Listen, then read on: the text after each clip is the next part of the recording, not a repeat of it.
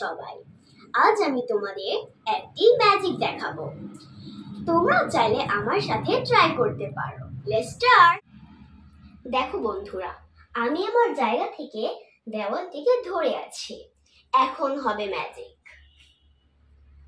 আমি আমার আরেক হাত দিয়ে এই হাত কোনোই দিয়ে একটু ঘষে নিচ্ছি। হায় হায়, আমি আর দেওয়ালটিকে ধরতে পারছি না। অবাক হলে তো? আমি অবাক হয়েছি। তোমরাও বাড়িতে প্র্যাকটিস করলে আর অবাক হবে।